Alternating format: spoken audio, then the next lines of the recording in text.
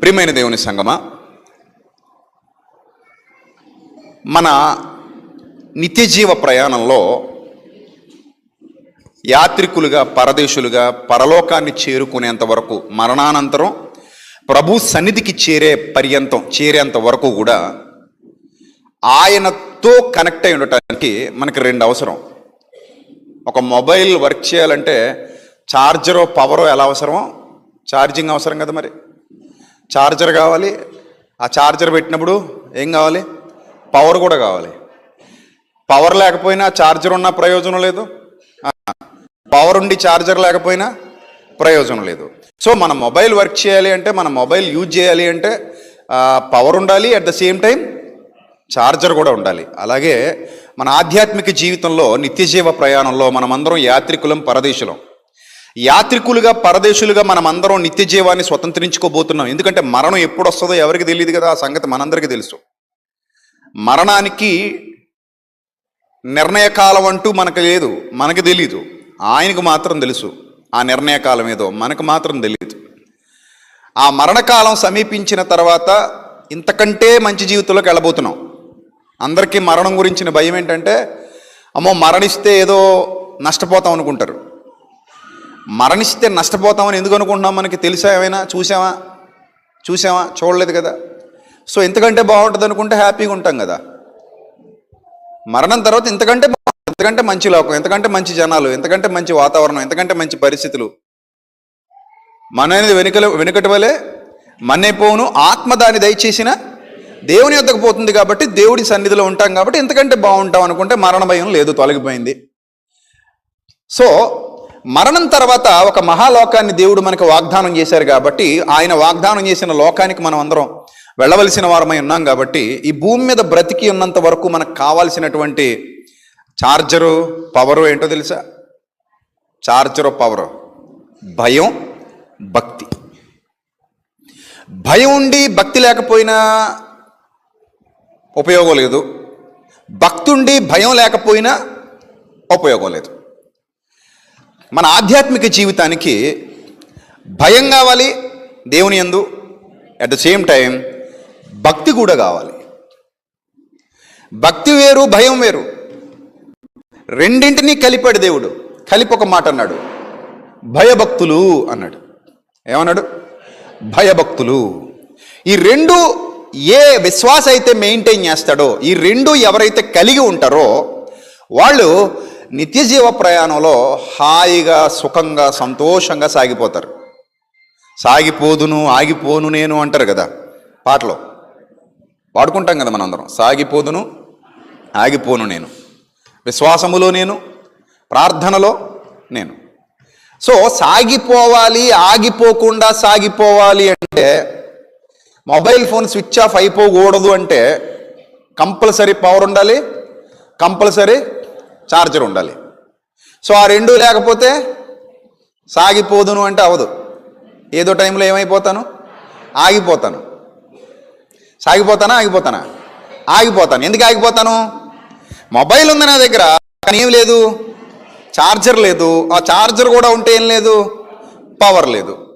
So power, charger రెండు maintain చేసినప్పుడే మనం చక్కగా ఆగిపోకుండా సాగిపోతుంది. ఇది మీకు బాగా అర్థమైతే, ఈ ఉదాహరణ, ఈ ఉపమానం, ఎగ్జాంపుల్ మీకు బాగా అర్థమైతే, మనం కూడా ఆగిపోకుండా సాగిపోవాలి అంటే భయం ఉండాలి దేవుని యందు, అట్ ద సేమ్ టైం భక్తి కూడా ఉండాలి. ఈ రెండు ఎవరైతే మానక జాగ్రత్తగా సమపాళ్లలో మెయింటైన్ చేస్తూ ముందుకు కదులుతుంటారో, మీ ఆత్మీయ జీవితాలకు డోకా ఉండదు, మీ భౌతిక జీవితాలకు డోకా ఉండదు. గుర్తుపెట్టుకోండి, ఒక్కసారి దేవుడు మన వశం అయితే, ఒక్కసారి దేవుని మనసులో మనం స్థానం సంపాదించుకోగలిగితే, ఇక బ్రతుకు కాలం అంతా ధైర్యంగా బ్రతికేయచ్చు. పిల్లలు ఏడుస్తూ ఉంటారు, కంగారులో, నిద్రలో ఏదో పీడకలు వస్తుంది. ఆ పీడకలతో టక్కుమని నిద్ర లేచి చీకట్లో లైట్ కట్టేసి ఉంటుంది, అమ్మ కనబడదు, నాన్న కనబడ్డు, ఏడ్చేస్తూ ఉంటారు. పెద్ద గోల పెట్టేస్తున్నప్పుడు టక్మని ఒక చెయ్యి వచ్చి మీదపడి, నాన్న నేను ఇక్కడే ఉన్నాను, డోంట్ వరీ, ఇక్కడే ఉన్నాను నాన్న, ఇక్కడే ఉన్నాను కదా అనగానే ఎక్కడ లేని ధైర్యం వచ్చేస్తుంది. నేను చీకట్లో ఉన్నాను అనుకున్నాను కానీ, నాకు ఎవరో కనబడట్లేదు అనుకున్నాను కానీ, లైట్ కట్టేసి ఉంది అనుకున్నాను కానీ ఇక్కడ ఎవరు లేరు అనుకున్నాను కానీ మా అమ్మ నా పక్కనే ఉందన్నమాట, లేదా మా నాన్న నా పక్కనే ఉన్నాడన్నమాట. సో నేను ఇలా అరుస్తున్నప్పుడు, భయపడి కేకలు వేస్తున్నప్పుడు, అరే నాన్న నేను ఇక్కడే ఉన్నాను, భయపడకు, ఇక్కడే ఉన్నాను నాన్న, బెంగపెట్టుకోకు, భయపడకు, ధైర్యంగా ఉండు, ఐఎమ్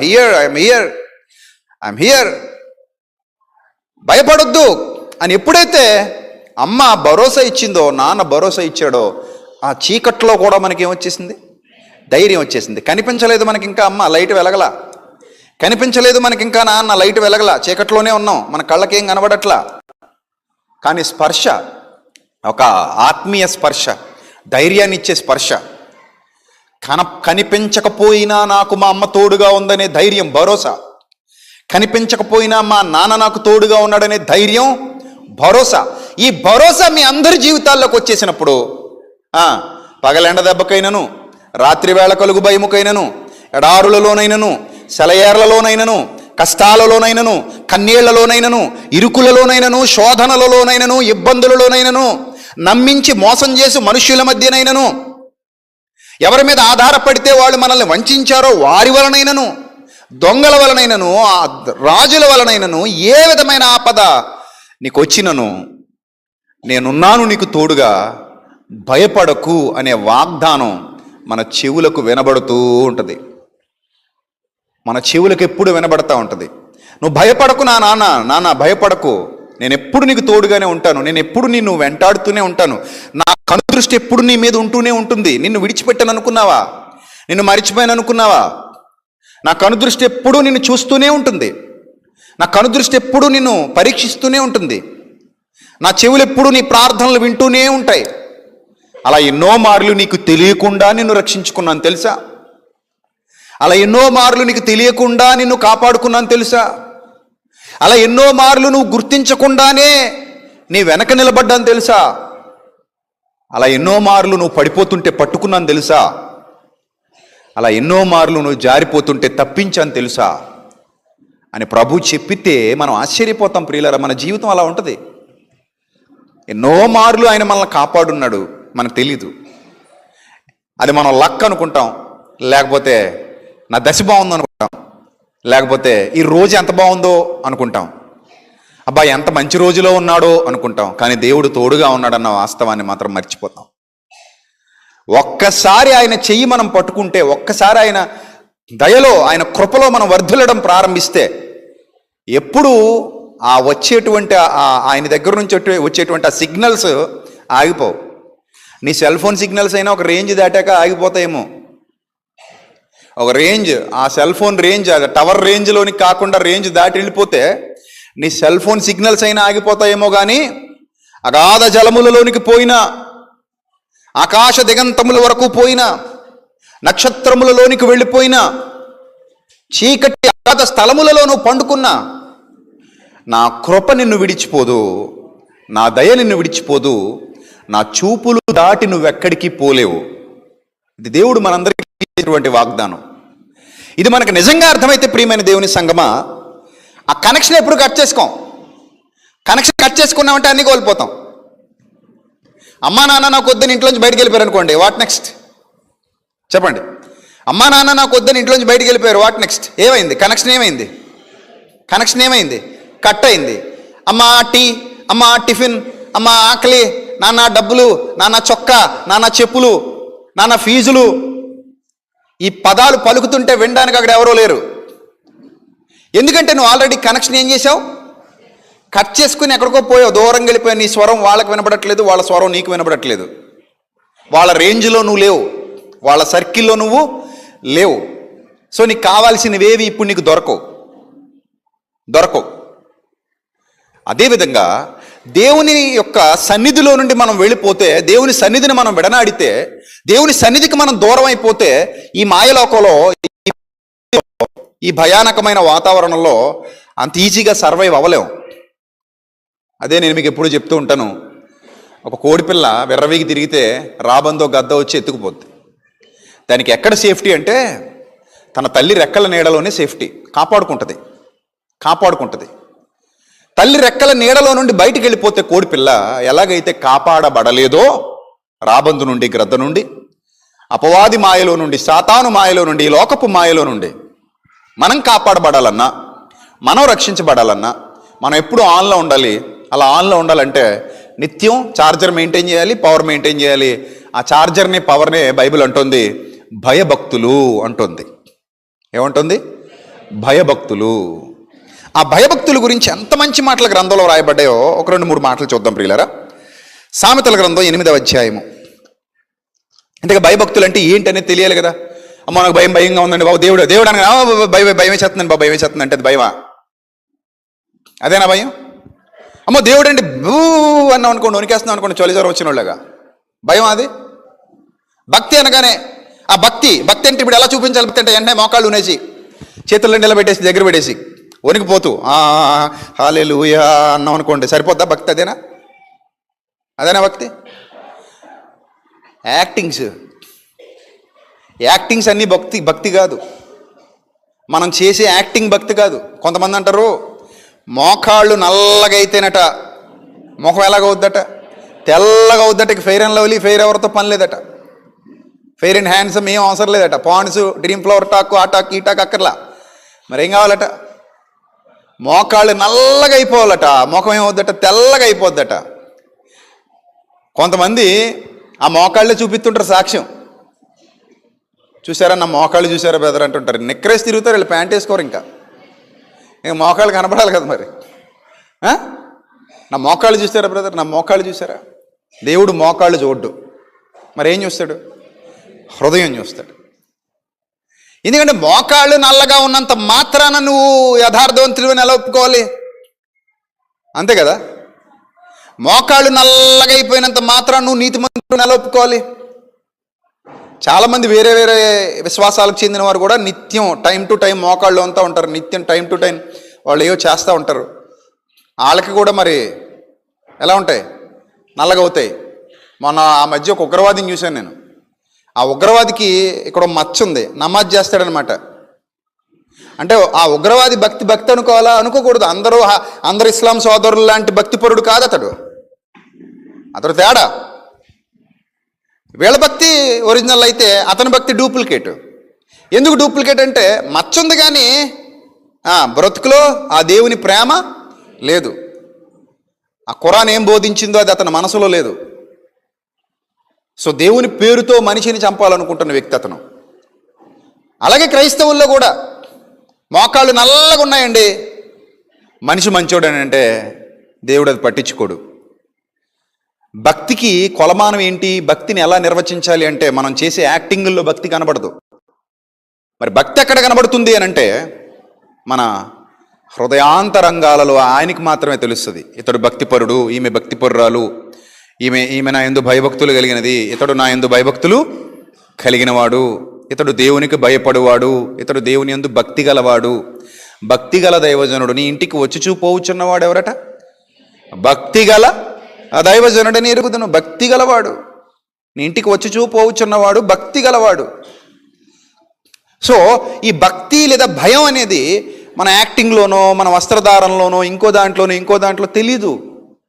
ఏమన్నా మీరు చెప్పండి, మనిషిని చూసి మనసును కలిపెట్టగలిగే టెక్నాలజీ ఉందా మన దగ్గర? ఉంటే మీరు అసలు మీ ఆయన పెళ్లి చేసుకోండి బాబు అంటది ఒక అమ్మ.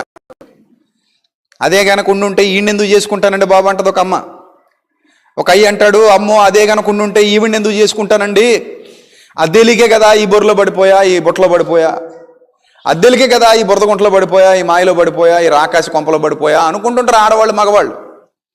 ఎందుకంటే పెళ్లి చూపుల్లో ముఖాలు బాగుంటాయి, మనసులు బాగుంటాయి లేదు తెలీదు. పెళ్లి చూపుల్లో ఏం తెలుస్తాయి? ముఖాలు మాత్రమే తెలుస్తాయి. ఎర్రగుందా, నల్లగుందా, తెల్లగొన్నాడా, పొడుగు బాగుందా లేదా, పొట్టోడా, పొడుగోడా, బండోడా, వక్కోడా, ఇవి చూస్తారు. ఇవి చూసి బాగున్నాడండి, ఏం బాగున్నాడు, ఒడ్డు పొడుగు బాగున్నాడండి, అందగాడండి పిల్లాడు.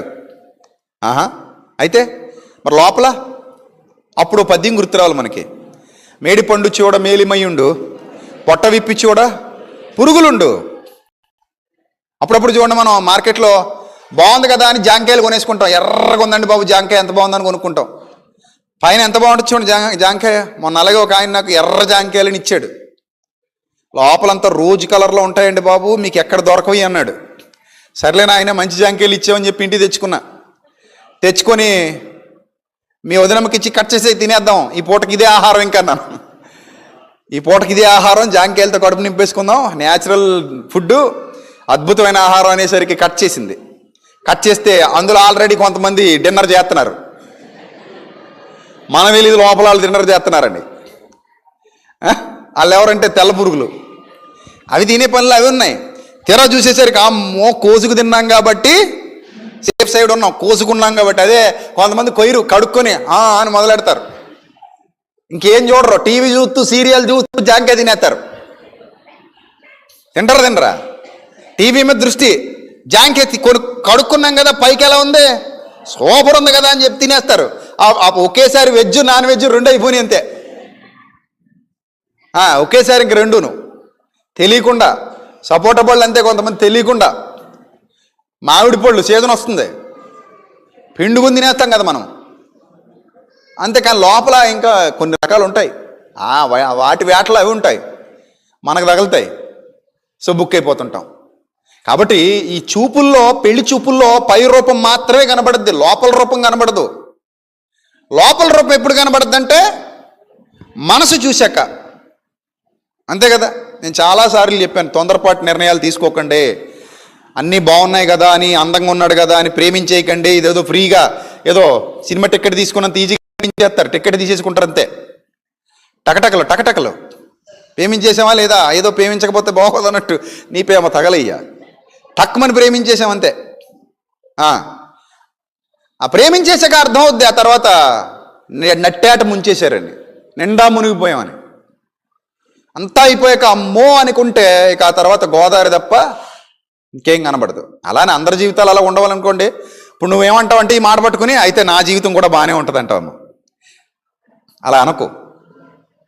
మెచ్యూరిటీ లెవెల్ అనేది పెరిగేంత వరకు చాలా విషయాలు మనకు తెలియవు. మన కాళ్ళ మీద మనం నిలబడేంత వరకు కొన్ని నిర్ణయాలు తీసుకోవటానికి వీలు లేదు. అర్థమైందా? కొన్ని నిర్ణయాలు ఎప్పుడు తీసుకోవాలి? పరిణతి సాధించాక తీసుకోవాలి. నేను ఈరోజే కొడవలు పట్టుకుని వెళ్ళి కోసేస్తా అంటే, కోతకు రాకుండా కోసేస్తే మొక్కలన్నీ ఏమైపోతాయి? వృధా అయిపోతాయి. కోతకు రావాలి, అది కోతకు రాకుండా కొయ్యకూడదు. అలాగే ఒక నిర్ణయం తీసుకోవాలంటే కొంత టైం రావాలి. ఆ టైం రావాలి, అప్పటికి నువ్వు పరిణతి సాధించి ఉండాలి, అప్పటికి నీ కాళ్ళ మీద నువ్వు నిలబడి ఉండాలి, అప్పటికి నీ జీవితం నీ చేతుల్లోకి రావాలి. ఎవరి మీదో నేను ఆధారపడి బతకక్కర్లేదని ధైర్యం రావాలి. అప్పుడు కొన్ని నిర్ణయాలు తీసుకోవాలి. వివాహానికి కూడా అదే నిర్ణయం, అదే సమయం. కానీ మనం ఏం చేస్తామంటే, ఎంత వీలైతే అంత వదిలించేసుకుంటే మంచిది కదండి, ఏదో అందంగా అమ్మేయండి అన్నట్టు అనమాట ఇది. అంతేనే కదా? ఎంతకో కొంతకు తోసేయండి బాబు, వెళ్తలేదండి బాబు, ఎంతకో కొంతకి తోసేయండి అంటే వ్యాపారస్తుడు. అలాగా ఈ అమ్మ బాబు ఏమంటారంటే, ఏదో వదిలించేసుకుంటే బరువు వదిలిపోద్దానండి అంటాడు. ఇంకా అంత వదిలించేసుకోవడానికైతే 15 ఏళ్ళు 20 ఏళ్ళు ఎందుకు పెంచారా నాయన? అంతే కదా మరి. 15 ఏళ్ళు 20 ఏళ్ళు ఎందుకు పెంచావు వదిలించేసుకోవడానికైతే? అదేదో చిన్నప్పుడే వదిలించేసుకుని ఏ అనాథ శరణాలయంలో పడేసి ఉండాల్సింది. అలాంటి మనస్తత్వాలు ఉన్నాయి మన ఊళ్ళో చాలామందికి. బరువు అండి, బరువు ఏంటి? బరువా? బరువు అయితే ఎందుకు మోసావు, బరువు అయితే ఎందుకు కన్నావు, బరువు అయితే ఎందుకు చదివించావు? అలా ఉంటాయి. కాబట్టి మనిషిని చూసి మనసును చెప్పటం సాధ్యం కాదు. అలాగే మనల్ని చూసి మన భక్తిని మానవులు చెప్పలేరు. చెవిలో పువ్వు పెట్టుకున్నాడండి, రోజు గుడికి వెళ్తాడంటే భక్తిపరుడు అనకండి. వాళ్ళు తెలియని ఉగ్రవాదం ఉండొచ్చు. ఒక మానసిక శాస్త్రవేత్త అంటాడు, ప్రతి మనిషిలోనూ 2 షేడ్స్ ఉంటాయట. ఒకటి పైకి కనబడే షేడ్ అట, ఇంకోటి లోపల ఇంకో సిమ్ మెయింటైన్ చేస్తాడట. డబల్ సిమ్ అట మనిషి, డ్యూయల్ సిమ్. పైకి కనబడే వేరు, లోపల ఇంకోటి ఈడికి మాత్రమే తెలిసిన ఇంకొకడు ఉన్నాడు. ఈడు ఒక్కడికే తెలుసు, దేవుడికి తెలుసు. అది మెయింటెనెన్స్. ప్రతి మనిషి మెయింటైన్ చేస్తాడట ఇలాగా. ఒక మానసిక శాస్త్రవేత్త చెప్తాడు, అది ఇతరులకు కీడు చేయనంత వరకు పర్లేదు, ఒకవేళ మెయింటైన్ చేస్తే చెయ్యి. ఇతరులకు నష్టం కలిగించినంత వరకు, దేవునికి అన్యాయం చేయనంత వరకు, నీ భక్తి జీవితాన్ని నాశనం చేయనంత వరకు, నీ మనస్సాక్షి మీద నేరం మోపనంత వరకు ఒక సిమ్ కార్డు కాదు, 2 కాదు, 10 మెయింటైన్ చేయవద్దన్నాడు. నవ్వుతాను కానండి, మనసులోంచి రాదండి అంటే నీ ఇష్టం అది. ఏడుస్తాను కానండి, అది కూడా మనసులోంచి రాదంటే అది ఇంకా నీ ఇష్టం. నువ్వు ఎలా ఉంటావో ఉండు, కానీ ఒకటి మాత్రం గుర్తుపెట్టుకో, ఈ పాపిష్టి లోకంలో పాపాన్ని అంటించుకోకు, దేవునికి విరోధంగా మారకు, నిన్ను నమ్మిన వాళ్ళకి అన్యాయం చేయకు, నీ కుటుంబానికి ద్రోహం చేయకు, ముఖ్యంగా నీకు నువ్వు ద్రోహం చేసుకోకు. సో నేను పాయింట్కి వస్తున్నాను. భక్తి, భయం, రెండు విషయాలు గుర్తించాల్సింది ఎవరంటే ఎవరు గుర్తించాలి? దేవుడు గుర్తించాలి. నా భక్తిని ఆయనే గుర్తించాలి, నా భయాన్ని ఆయనే గుర్తించాలి. అలా చాలా సందర్భాల్లో గుర్తించాడు కూడా. ముందవి చూసి ఇక్కడికి వద్దాం, సామెతల గ్రంథానికి వద్దాం. ముందవి చూద్దాం. ఆదికాండం 22వ అధ్యాయం 12వ వచనం ఒకసారి చూద్దాం. ఆదికాండం 22వ అధ్యాయం 12వ వచనం. ఆదికాండం 22వ అధ్యాయము 12వ వచనం.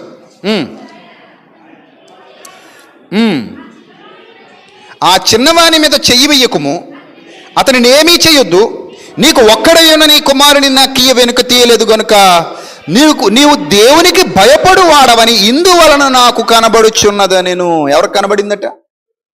నువ్వు దేవునికి భయపడేవాడవని నాకు కనబడింది, ఇందువలన నాకు కనబడింది. ఎవరికి కనబడింది? దేవునికి కనబడింది, మానవులకు కనబడదు. నువ్వు దేవునికి భయపడేవాడివి. నువ్వు ఎవరికి భయపడేవాడివి అంటే దేవునికి భయపడేవాడివి. ఇప్పుడు మీ మనస్సాక్షిని ఒకసారి ప్రశ్నించుకోండి. మీరు అందరూ అక్కచెల్లెమ్మలందరూ ఒకసారి గుండెల మీద వేసుకోండి. అందరూ గుండెల మీద వేసుకోండి. ఒకసారి గుండెల మీద వేసుకోండి. అందరూ వేసుకోండి. అక్కచెల్లెమ్మలు, తమ్ముళ్ళు, అన్నయ్యలు అందరూ వేసుకోండి. ఒకసారి వేసుకుని ఒకసారి మనస్సాక్షిని అడగండి. కళ్ళు మూసుకొని ప్రశాంతంగా, నేను దేవునికి భయపడేవాడినా కాదా, భయపడేదాన్నా కాదా అడగండి. ఒకసారి అందరూ మనస్సాక్షిని అడగండి. నాకు దేవుని భయం ఉందా లేదా? దేవుడు అంటే నాకు భయం ఉందా లేదా? దేవుడు అంటే నాకు నిజంగానే భయం ఉందా? నేను దేవుడికి భయపడేదాన్నేనా? దేవునికి భయపడేవాడినేనా? దైవ భయం నాలో నిజంగానే ఉందా? నా మనస్సాక్షి ఏం ప్రత్యుత్తరం ఇస్తోంది? ఓ మనస్సాక్షి, నిన్నే అడుగుతున్నా. నేను ఎవరిని పక్కోని అడగట్లా, నిన్నే అడుగుతున్నా. ఓ మనస్సాక్షి, నేను అడుగుతున్నా నిన్ను, నాకు సరైన ప్రత్యుత్తరం ఇవ్వు. నేను ఏదో డాష్ డాష్ అనబడే నేను, ఫలానా అనబడే నేను దేవునికి భయపడుదాననేనా, దేవునికి భయపడు వాడనేనా అని ఒక ప్రశ్న మీ మనస్సాక్షిని అడిగితే, ఇప్పుడు చూడండి నా వైపు ఏమని ఇచ్చింది మీ మనస్సాక్షి మీకు ప్రత్యుత్తరం? ఏమని మీ మనస్సాక్షి మీకు ప్రత్యుత్తరం ఇచ్చింది? దేవునికి నువ్వు నిజంగానే నీకు దేవుడు అంటే చాలా భయం అన్ని మనస్సాక్షి ప్రత్యుత్తరం ఇచ్చిందా? అలా ఇచ్చిందన్న వాళ్ళు బహిరంగంగా మీ చేయి చూపించండి. అలా ఇచ్చింది అన్నవాళ్ళు, నిజమే అన్నయ్య, నా మనసు నాకు అదే చెప్తోంది, నేను దేవునికి భయపడేవాడను, నేను దేవుని యందు భయము కలిగిన వాడను, నేను దేవుని యందు భయము కలిగిన వాడను, నిరంతరం నేను ఆయన యందు భయం కలిగి ఉన్నాను. ఆయన అంటే భయం నాకు. భయం అంటే ఏ భయం? ఈ దయ్యాల భయం, పాముల భయం, అలాంటి భయం కాదు అది. భయం అంటే మళ్ళీ మీకు బ్యాడ్ హార్మోన్స్ రిలీజ్ చేసేది కాదు. బ్యాడ్ హార్మోన్స్ రిలీజ్ చేసే భయం ఉంటుంది, అదే డిప్రెషన్, అది చెత్తది, అది కాదు. ఈ భయం గౌరవంతో కూడుకున్నది, ఈ భయం ప్రేమతో కూడుకున్నది, ఈ భయం ప్రేమ గౌరవం మిక్స్ అయినది. అబ్రహాముకుందట అలాంటి భయం. అందుకే అంటాడు దేవుడు, నాయన అబ్రామా, నువ్వు దేవుని యందు భయము గలవాడవని, నువ్వు భయపడువాడవని ఇందును బట్టి నేనేం చేశానంటే గ్రహించగలిగాను. నువ్వు దేవుడు అంటే నీకు చాలా భయం. నీకు అర్థమవుతుందా? భయం అనగానే కొట్టేస్తాడనో, తిట్టేస్తాడనో, నరకానికి పంపించేస్తాడనో, చంపేస్తాడనో, పొడి చేస్తాడనో, రోగాలు రప్పిస్తాడనో, ఆశీర్వాదాలు ఇవ్వడనో, అదే భయం అంటే? చెప్పండి, అదా? అది కాదు. దేవుడు క్రూరుడు కాదు కదా, దేవుడు శరీరి కాదు, దేవుడు భయంకరుడేం కాదు మీలాగా, ఈ లోకంలో మనుషుల్లాగా. ఆయన ప్రేమ గలవాడు, దయగలవాడు, కృపగలవాడు, కరుణ గలవాడు. పట్టుకుంటే పరలోకం వరకు లాక్కెళ్తాడు నిన్ను. నువ్వు వదిలేస్తే నువ్వు వెళ్తావు నరకానికి, ఆయన తోసేయడు. నువ్వు చేయి పట్టుకుంటే పరలోకం వరకు తీసుకెళ్తాడు నిన్ను. నేను నీ చేయి పట్టుకోను అంటే నువ్వే నీకు ఇష్టమైన చోటుకు నువ్వు వెళ్తావు, వదిలేస్తే పోతావు కిందకి. అది నీ తప్పు, ఆయన తప్పు కాదు. కాబట్టి నేను మరలా చెప్తున్నా, ఆయన నరకానికి తోసివేసేవాడు కూడా కాదు. అర్థమైందన్న మాట? ఆయన నరకానికి త్రోసివేసేవాడు కూడా కాడు. ఎందుకు కాడు అంటే ఆయన నిన్ను నరకానికి త్రోసేయాలని అనుకోవట్లేదు. ఆయన నిత్య జీవానికి నడిపించాలనుకుంటున్నాడు, అందుకే చేయి పట్టుకొని ఆయన తీసుకెళ్తాను అంటున్నాడు. నువ్వు వదిలేస్తే నీ ఇష్టం, నువ్వు నీకు నచ్చి నేను వెళ్ళే బస్సులో దూకేస్తానంటే నువ్వు దూకేసావు, డ్రైవర్ దూయలేదుగా. డ్రైవర్ అయితే నేను ఎక్కడ తీసుకెళ్తాడు? గమ్యస్థానానికే తీసుకెళ్తాడు. కానీ నేను దూకేస్తానంటే, దూకేసి కింద పడిపోయి చచ్చిపోయి డ్రైవర్ తోసేసాడంటే ఏమన్నా బాగుందా? బాగలేదు. అలాగే దేవుడు నరకానికి పంపించేస్తాడంటే అది కరెక్ట్ కాదు. ఆ బోర్డు మనకు అర్థం కాలేదు సరిగా, ఆ భాష మనకు సరిగా అర్థం కాలేదు. దేవుడు నరకానికి పంపించేంత క్రూరుడు కాదు. నీ చేయి పట్టుకుని నిత్య జీవానికి నడిపించాలన్నది ఒక్కటే ఆయన ఉద్దేశం. అందుకే ఆయన అంటాడు, ఏ ఒక్కడు నశింపవాలని హెచ్చింపక. ఏ ఒక్కడు నశింపవాలని హెచ్చింపక అంటే ఒక్కడు కూడా నశించడం ఎవరికి ఇష్టం లేదట?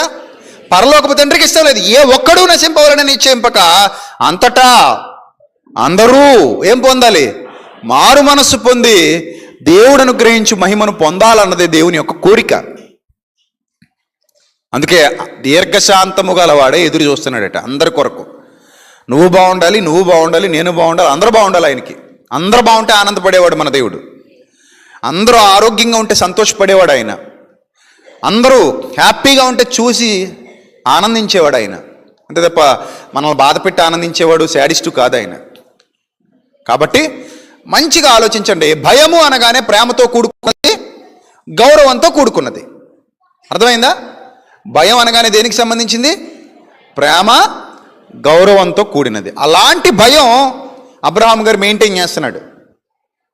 అంతే తప్ప నన్ను కొట్టేస్తాడేమో, నన్ను పొడిచేస్తాడేమో, నన్ను తిట్టేస్తాడేమో, నన్ను నరకానికి పంపేస్తాడేమో, అది కాదు భయం. సో మీ మైండ్ని సెట్ చేసుకోండి, ట్యూన్ చేసుకోండి, కరెక్ట్ పొజిషన్లో పెట్టుకోండి. మనం ఏమి వినుచున్నామో జాగ్రత్తగా చూసుకోవాలి. అర్థమవుతుందా? డీప్ లిజనర్లా ఉండాలి నువ్వు. Deep listener, not active listener. You have to become a deep listener. అర్థమవుతుందా? ఒక డీప్ లిజనర్ ఏం చేస్తాడంటే తను విన్న దాంట్లో నుంచి ఇంకా లోతైనవి నేర్చుకోగలుగుతాడు, ఎక్స్ప్లోర్ చేయగలుగుతాడు, ఇంకా లోతైన స్థితిలోనికి వెళ్ళగలుగుతాడు. జస్ట్ యాక్టివ్ లిజనర్ ఏం చేస్తాడంటే అలా వింటాడు, అర్థమైంది తీసుకుంటాడు, మిగిలింది వదిలేసిపోతాడు. అందుకే మీరు ఏమి వినుచున్నారో ఎలాట చాలా డీప్గా జాగ్రత్తగా చూసుకోండి, తీసుకోండి, వర్ధిల్లండి. సో ఇప్పుడు అబ్రహాము గారు ఎందుకు భయపడుతున్నాడో మనకు అర్థమైపోయింది. రెండో పాయింట్ అదే ఆదికాండం 42వ అధ్యాయం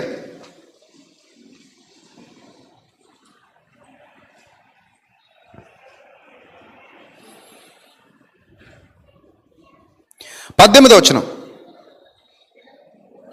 3వ దినమున యోసేపు వారిని చూచి నేను దేవునికి భయపడువాడను అన్నాడు. Is it right statement or wrong statement? What is this? చెప్పండి. Right statement or wrong statement? ఒకవేళ ఇది రాంగ్ స్టేట్మెంట్ అయితే దేవుడు ఖచ్చితంగా ఏమంటాడు? Joseph you are a liar అంటాడు. అంతే కదా? అంటాడు కదా, you are a liar, your statement is wrong అంటాడు. కాబట్టి right statement, not wrong statement. ఏంటి రైట్ స్టేట్మెంట్ అంటే నేను దేవునికి భయపడు వాడను. చెప్పండి, ఏమన్నాడు? నేను దేవునికి భయపడు వాడను. నేను దేవునికి భయపడు వాడను. ఎక్కడి నుంచి వచ్చింది ఈ మాట? హృదయాంతరంగాల్లో నుండి వచ్చింది. ఎందుకు భయపడుతున్నాడు దేవుడికి యోసేపు? ఏం తప్పు చేశాడు? మీరు చెప్పండి, ఏం తప్పు చేశాడు? మనం అనుకుంటాం మిస్టేక్ చేస్తేనే కదండి భయపడతాం, తప్పు చేస్తేనే కదండి భయపడతాం, తప్పు చేయకపోతే భయపడక్కర్లేదు కదండి అంటే ఆ భయం వేరు. యేసుప్రభు ఏం తప్పు చేశాడండి భయపడ్డాడు దేవునికి? దేవుని యందు ఏం కలిగి ఉన్నాడట? భయభక్తులు కలిగి ఉన్నాడట యేసుప్రభు వారు. తండ్రి యందు భయభక్తులు కలిగి ఉన్నాడట. తండ్రి అంటే భయం అట యేసుప్రభుకి, తండ్రి అంటే భక్తి అట. హెబ్రీ పత్రిక 5:7 ఉంది కదా. హెబ్రీ పత్రిక 5:7 ఒకసారి చదవండి. హెబ్రీ పత్రిక 5:7 చదవండి ఒకసారి. హెబ్రీ పత్రిక 5వ అధ్యాయం 7వ వచనం.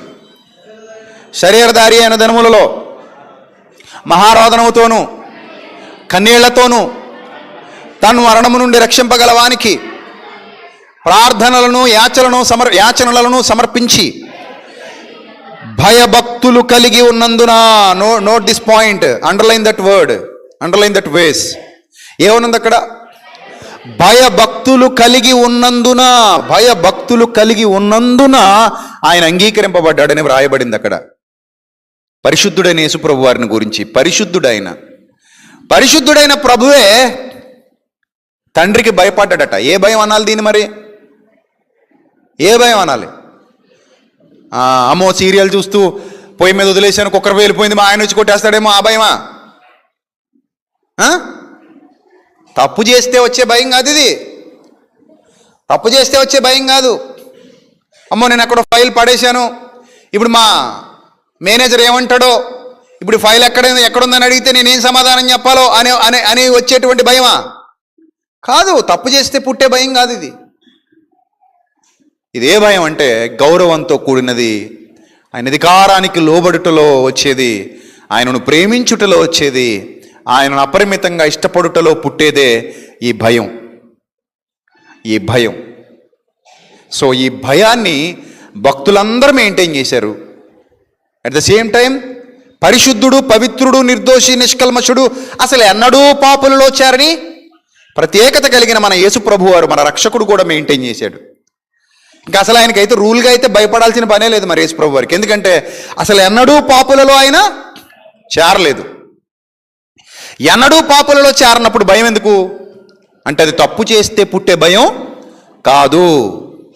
అది ప్రేమతో కూడినటువంటి భయం, గౌరవంతో కూడినటువంటి భయం. ఆ ప్రేమ, గౌరవం యేసు ప్రభువులో ఉన్నాయి కనుకనే నేను తండ్రికి లోబడ్డాను, తండ్రికి విధేయుడనయ్యాను, నా తండ్రి నన్ను పంపిన నా తండ్రి నాకంటే గొప్పవాడు, నేను ఆయనకు లోబడుతున్నాను, నేను ఆయనకు భయపడుతున్నాను, నేను ఆయన మాటకు విధేయత చూపిస్తున్నాను అన్నాడు. అంతగా ఆయన తనను తగ్గించుకున్నాడు, తండ్రిని హెచ్చించాడు. పరలోకంలో తండ్రితో సమానముగా ఉండుట విడిచిపెట్టకూడని భాగ్యమని ఎంచుకొని భూమి మీదకి వచ్చి ప్రభువుని అంతగా, పరలోకపు తండ్రిని అంతగా మహిమపరిచేంతగా తనను తగ్గించుకున్నాడు. అంటే దానికి కారణం మా నాన్న నేను ఒకటే కదా అని మా నాన్న మీద కాలేసి కూర్చుంటావా?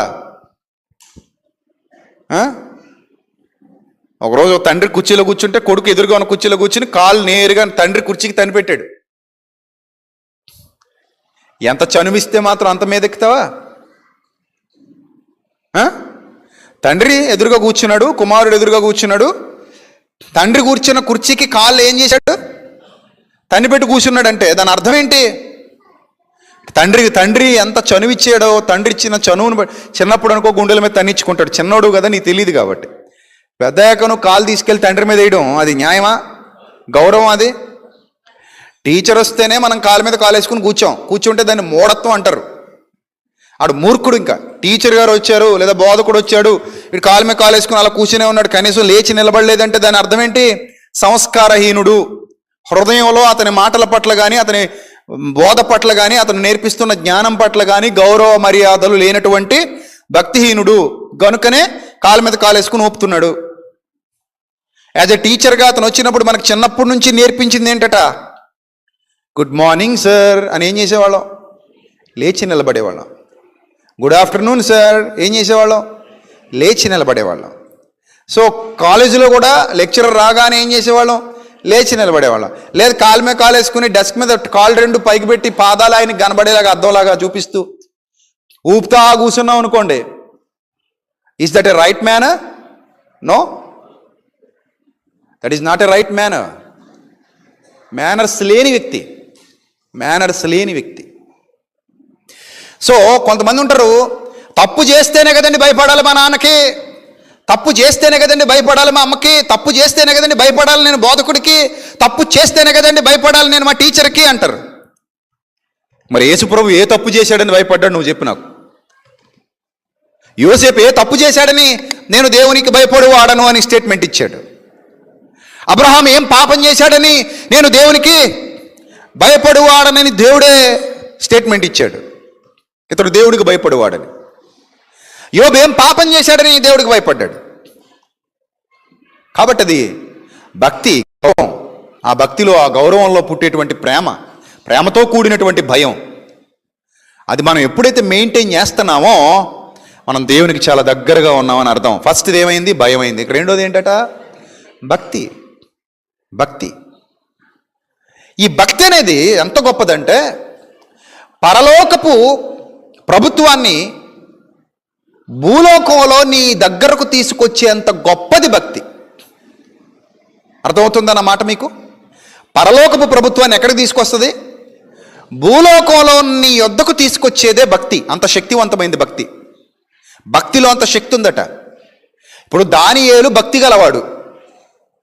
ఎంత భక్తి గలవాడంటే, రాజు తీసుకెళ్ళి సింహాల బోనులో పడేస్తే ఆ సింహాల బోనులో పడ్డప్పుడు, రాజా నీ తప్పేమీ లేదు వేసేయని అక్కడికి వెళ్ళి కూర్చున్నప్పుడు సింహాలన్నీ వైపు చూస్తున్నాయి కానీ ముట్టుకోవట్లేదంటే దానికి కారణం ఏంటంటే అదొక నెట్వర్క్. పరలోకం నుంచి భూలోకానికి నడుస్తున్నటువంటి నెట్వర్క్. సిగ్నల్స్ కరెక్ట్గా వస్తున్నాయి. ఫుల్ సిగ్నల్ ఉంది. సిగ్నల్ కట్ అయిపోతే సింహం తినేద్ది. సిగ్నల్ కట్ అయిపోతే ఏమవుద్ది చెప్పండి? ఏమవుద్ది? సింహం తినేస్తుంది. సో సిగ్నల్ కట్ అవ్వలేదు కాబట్టి సింహం తినలేదు. అంటే దానియేలు భూలోకం నుంచి పరలోకానికి సిగ్నల్ నడుపుతున్నాడు. Catch my point, get my point. భూలోకం నుంచి పరలోకానికి నడుపుతున్నాడు సిగ్నల్. కట్ అవ్వని సిగ్నల్ నడుస్తుంది ఇక్కడ నుంచి అక్కడికి. ఇతను సింహాల బోన్లో ఉన్న సిగ్నల్ నడుస్తుంది. దినమునకు ముమ్మారు ప్రార్థన చేసినా అంతఃపురంలో ఉండి సిగ్నల్ నడుస్తుంది. స్వదేశంలో ఉన్న సిగ్నల్ ఉంటుంది, విదేశానికి పోయినా సిగ్నల్ ఉంటుంది. ఇది నేషనల్ టవర్ కాదు, ఇంటర్నేషనల్ టవర్ కూడా కాదు, యూనివర్సల్ టవర్. ఇది నేషనల్ కాదు, ఇంటర్నేషనల్ కాదు. ఏ టవర్ ఇది? Universal tower. ఇక్కడ ఎక్కడ దొరకవు ఈ టవర్లు. ప్రపంచంలో లేని టవర్ యూనివర్సల్ టవర్. అంటే శాటిలైట్ కంటే గొప్పది. శాటిలైట్స్ కూడా రేంజ్ ఉంటుంది. ఆ రేంజ్కి వెళ్ళాక ఆగిపోతాయి. కానీ ఈ సిగ్నల్కి రేంజ్ ఉండదు, ఎక్కడికైనా వెళ్తుంది. బతుకున్నప్పుడు పనిచేస్తుంది, చచ్చాక పనిచేస్తుంది, ఈ లోకంలో పనిచేస్తుంది, పరలోకంలో పనిచేస్తుంది. ఏ లోకంలో అయినా పనిచేసే అద్భుతమైన నెట్వర్క్ నడిపాడు దానియేలు. ఆ నెట్వర్క్ పేరే ఏంటది? భక్తి. ఆ నెట్వర్క్ పేరే భక్తి. నీ భక్తి నీకు ధైర్యము పుట్టింపదా అన్నాడంటే ఆ మాటలో ఉన్న శక్తి మీకు అర్థం కాలేదు. అందుకే భక్తిలోని శక్తి అన్నాడు భక్తుడు. ఎందులో శక్తి అట? భక్తిలోని శక్తి నెరుగక. ఆ భక్తిలో ఉన్న శక్తి నెరుగక అంటాడు.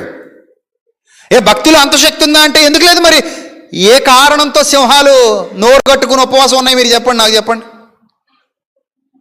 సింహానికి ఏం తెలుసండి? ఇప్పుడు అడవిలో తిరుగుతున్నాం అనుకోండి, వచ్చి మీద పడుద్ది. దానికి ఏం తెలుసు? దాని స్వభావమే అది, మృగం. అది దానికి మాంసాహారం కావాలి. నీతి, నియమం, భక్తి అలాంటివి ఏవి వాటికి ఉండవు. మృగం కాబట్టి, పశువుగా, అదొక జంతువు కాబట్టి, క్రూర జంతువు కాబట్టి దానికి తెలీదు కదా. ఇప్పుడు ఏ జ్ఞానంతో, ఏ వివేకంతో దానియేలుని టచ్ చేయకుండా అది ఆగిందో మీరు చెప్పాలి నాకు.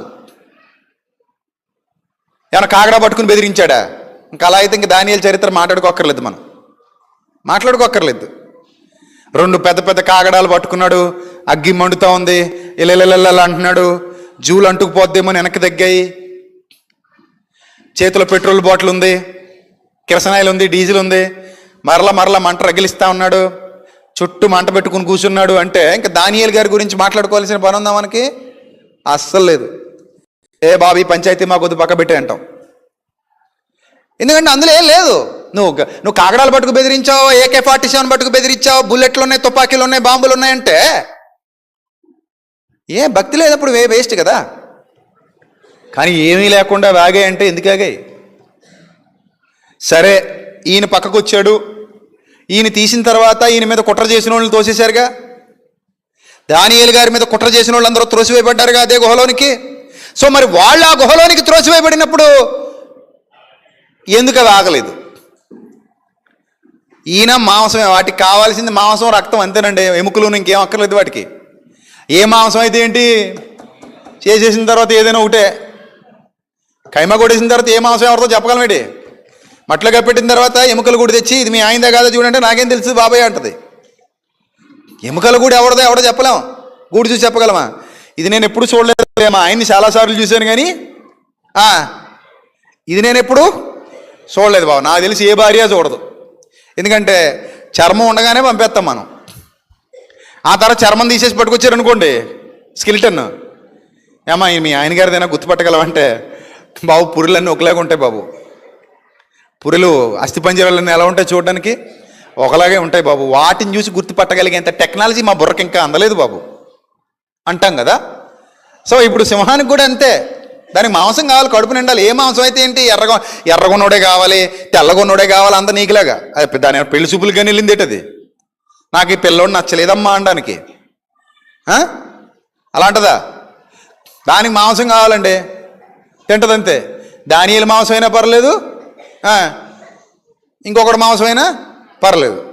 దానియేలు వేసినా తినేద్ది, దర్యా వేసినా తినేద్ది. రాజైనా ఒకటే, సామాన్యుడైనా ఒకటే, ఎవరేసినా తినేద్ది అది. కానీ దానియేలు ఎందుకు తినలేదు, మిగిలిన వాళ్ళు ఎందుకు తింది? ఈ పాయింట్ మనకు అర్థమైతే అక్కడ ఒక నెట్వర్క్ నడుస్తుంది, కనిపించని నెట్వర్క్ నడుస్తుంది. దానియేలు ఒక సిగ్నల్ నడుపుతున్నాడు పరలోకానికి.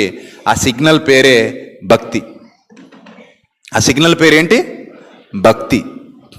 నన్ను సింహం తినకపోవడానికి గల ప్రధానమైన కారణం నేను చేస్తున్నటువంటి భక్తి. అందుకే రెండు ఉండాలి ప్రియులారా మీ దగ్గర. భయము ఉండాలి, అట్ ద సేమ్ టైం మరొకటి ఏముండాలి? భక్తి ఉండాలి. అవి నీ బ్రతుకులో కనబడాలి. ఎవరికి కనబడాలి? దేవునికి కనబడాలి. దేవునికి కనబడి నీ ఇంటికి వచ్చి చూపోవచ్చున్నవాడు మామూలు దైవజనుడు కాదు. భక్తి గల దైవజనుడు వస్తున్నాడు నీ ఇంటికి. భక్తి గల దైవజనుడు, సామాన్యుడు అనుకోకు, చాలా పవర్ఫుల్ క్యాండిడేట్. దేవుడంటే పిచ్చి ప్రేమ కలిగిన వాడు, రోషం పౌరుషం కలిగిన వాడు. ఏలియా దగ్గర ఉంది ఆ రోషం పౌరుషం, ఎలీషా దగ్గర కూడా ఉంది ఆ రోషం పౌరుషం. గురు శిష్యులిద్దరు ఒకటే. గురు శిష్యులిద్దరూ మంచి రోషం పౌరుషం కలిగినటువంటి సేవకులు వాళ్ళిద్దరూ. సో అలాంటి భక్తిని మెయింటైన్ చేశారు. మనం ఏం చేసామంటే మనకు తెలిసిన మనిషే కదా అనుకుంటాం. మిరియామ అహరోన్ లాగా. మిరియామ అహరోన్ ఏమనుకున్నారు చెప్పండి? మావిడే కదా అనుకున్నారు. మావిడే, మా అన్నయ్య లేదు మా తమ్ముడు. సో అంత లేదు, మావాడే కదా, మా ఇంట్లో వాడే కదా అనుకున్నారు. కానీ దేవుడు ఏమంటాడు తెలుసా? మాట చదువుతుంటే ఆశ్చర్యం వేస్తుంది. సంఖ్యాకాండం 12వ అధ్యాయం, సంఖ్యాకాండం 12వ అధ్యాయం 8వ వచనం. సంఖ్యాకాండం 12వ అధ్యాయం 8వ వచనం. నేను గూఢభావములతో కాక దర్శనమిచ్చి ముఖాముఖిగా అతనితో మాట్లాడుదును. అతడు యెహోవా స్వరూపంలోని దానించి చూచును. కాబట్టి నా సేవకుడైన మోషేకు విరోధముగా మాటలాడుటకు మీరేలా భయపడలేదు అన్నాడట. చూసారా? వీళ్ళకి మోషే గారి విషయంలో అహరోను మిరియాములిద్దరికి భక్తి ఉందనుకుంటున్నారు. భక్తి ఉంది, కానీ దేవుడు అంటే సంపూర్ణమైన ఏం లేదు, భయం లేదు. మోషే మిరియాముకి అహరోనికి ఏముంది చూడండి, భక్తి ఉంది, భక్తిగానే ఉన్నారు వాళ్ళు. అమ్మ మిరియాం పాటలు కట్టింది, మంచి పాట పాడద్దు. ఎక్కడో ఇందులో అధ్యాయం ఏది? మంచి పాట పాడద్దు మిరియాము. అహరోను కూడా చాలా మంచి భక్తిపరుడే. సో మిరియాము భక్తి చూపిస్తుంది, అహరోను కూడా ఏం చూపిస్తున్నాడు? భక్తి చూపిస్తున్నాడు. కానీ సంపూర్ణ భయం లేదు వాళ్ళలో. మోషేను సామాన్యుడిగా చూస్తే తప్ప దేవుని చేత ఎన్నుకొనబడిన వాడు అన్నట్టుగా మోషేను వాళ్ళు చూడలేకపోయారు. సీన్లోకి ఎంటర్ అయ్యేసరికి ఆయన నడుపుతున్నాడు, మేము నడుపుతున్నాం, ఏటి మా ఇద్దరికి తేడా అనుకున్నారు వాళ్ళు. అహరోన్ అలాగే అనుకున్నాడు.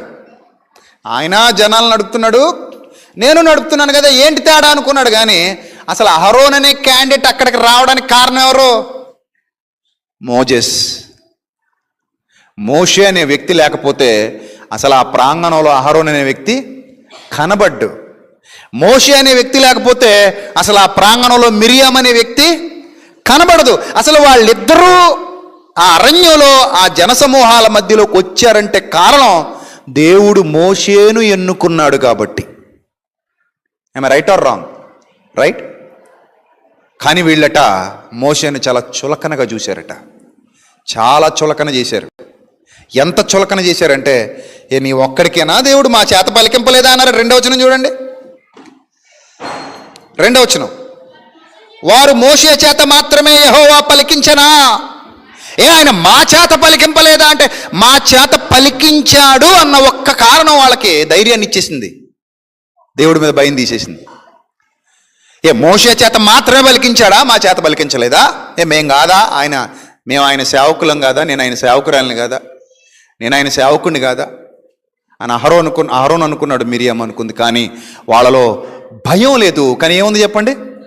భక్తి ఉంది. దేవుని యందు భక్తి గలవారే, ఇద్దరు కూడా భక్తి గలవారే, కానీ వాళ్ళలో దేవుని యందు పరిపూర్ణమైన భయం లేదు. సో ఆ రెండూ లేవు కాబట్టి ఒకటి ఉన్నా ఒకటి లేకపోయినా దేవుడు ఒప్పుకోవచ్చుమా, గుర్తుపెట్టుకోండి. నాకు ఒకటి ఉంది కదా సరిపోతుంది కదా ప్రభు అంటే కుదరదట. అందుకే రెండింటిని ఏం చేశాడట? మిక్స్ చేశాడట. పవర్ చార్జర్ రెండు ఏకమైతేనే ఫోన్ ఏమవుతుంది? పని చేస్తుంది. పవర్ చార్జర్ రెండు మిక్స్ అవ్వకపోతే ఫోన్ ఏమవుదు? పని చేయదు. ఇన్ ద సేమ్ వే భయం భక్తి రెండూ ఉండాలి, రెండూ ఉండాలి. వాళ్ళు ఏమనుకుంటున్నారు? మోషే ఒక్కడేనా మాట్లాడేది? మోషే ఒక్కడితోనే దేవుడి మాటలు పలుకుతున్నాయా? మోషే ఒక్కడి నోటి వెంటే వినబడుతున్నాయి దేవుడి మాటలు? మేము పలకలేమా? మేము చెప్పలేమా? మా చేత మాట్లాడట్లేదా దేవుడు? మా ద్వారా దేవుడు పలికించట్లేదా వాక్యాన్ని?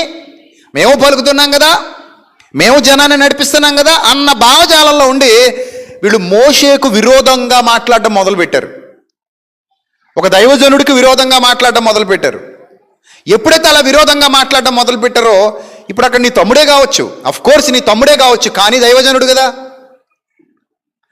తమ్ముడైనా దైవజనుడు దైవజనుడే కదా, నీకంటే తమ్ముడు. అదే పక్కింటోడికి ఏమవుతాడు మరి చెప్పండి? ఇప్పుడు మా అమ్మకే నాన్న కొడుకునండి, మీకు కొడుకునేనా?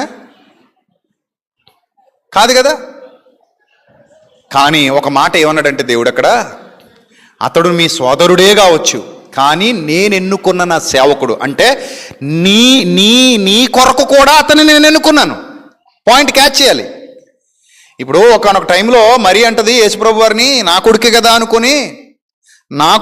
అనుకొని బాబు అదేదో చేయను ఆయన పురమాయింపులు ఇవిడి చేస్తుంది. కానాలో పురమాయింపులు ఇవిడి చేస్తుంది. ఇప్పటికీ ఉన్నాయండి బాణలు అక్కడ కానాలో, రాతి బాణలు ఉన్నాయి కదా, ఇప్పటికీ అద్దాల్లో పెట్టి ఉంచారు. మనం అక్కడ కూడా వెళ్తాం. ఆ రాతి బాణలు ఇప్పటికీ అద్దాల్లో ఉంటాయి. అద్దాల్లో ఉండి మనం చూస్తే వెళ్ళొచ్చానమాట, ఓహో ఎంత పెద్ద బాణలు ఉన్నాయిరా అనుకుంటాం. ఆ రోజుల్లో రాతి బాణలు, అందులో నింపేవారు నీళ్లు, ద్రాక్షారసం.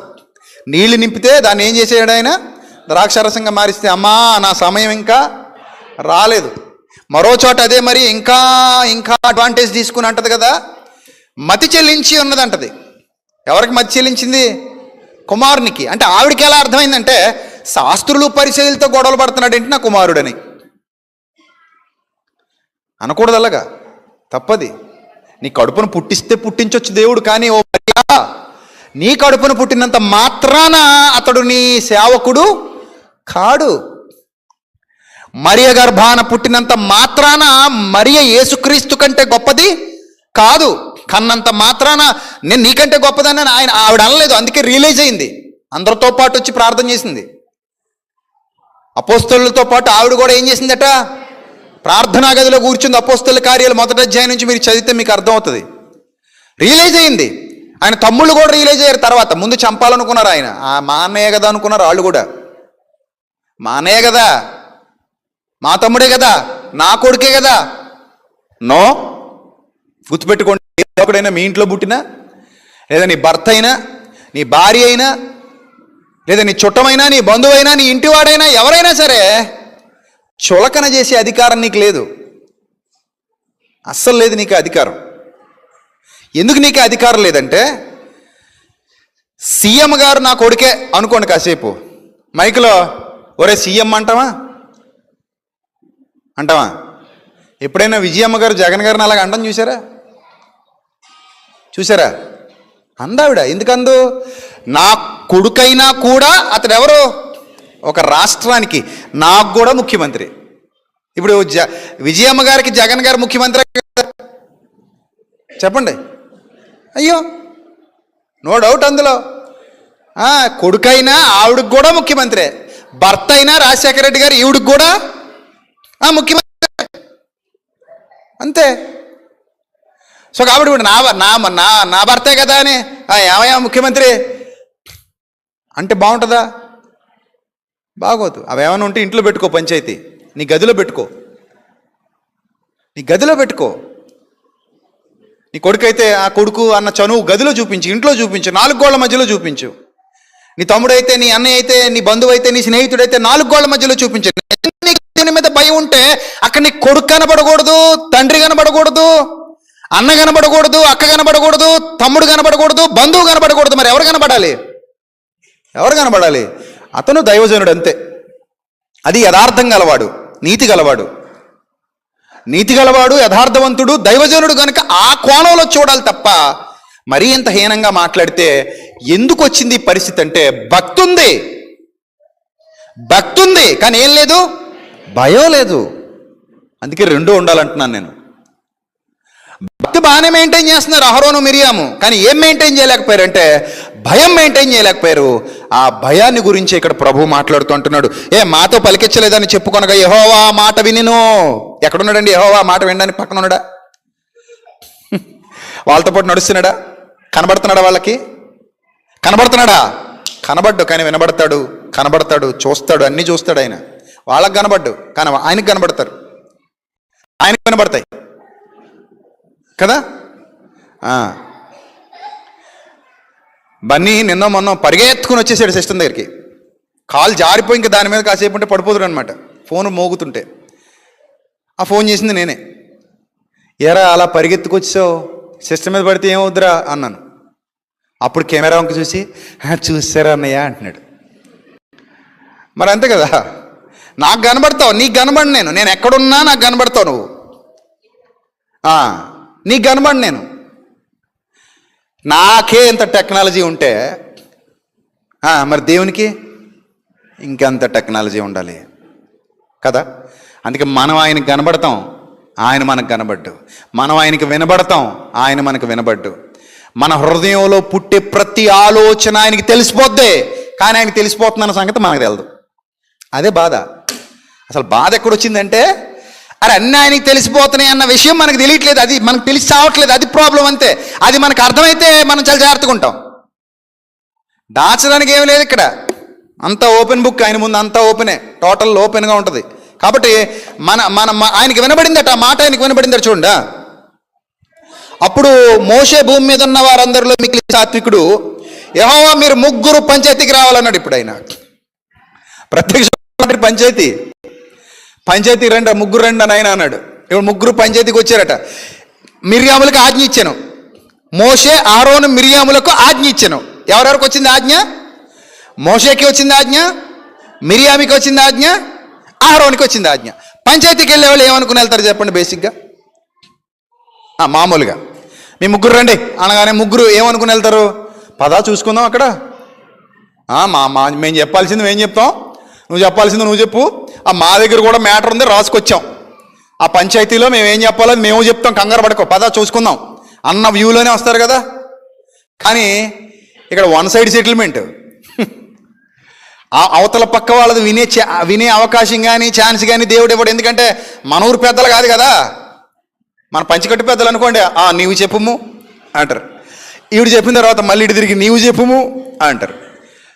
సో అలా ఇద్దరే తర్వాత ఈడు ఏమి చేసావాడు, ఈడికే సరిస్తావు సరిగ్గా, అది రైటే ఇది రైటే అంటాడు.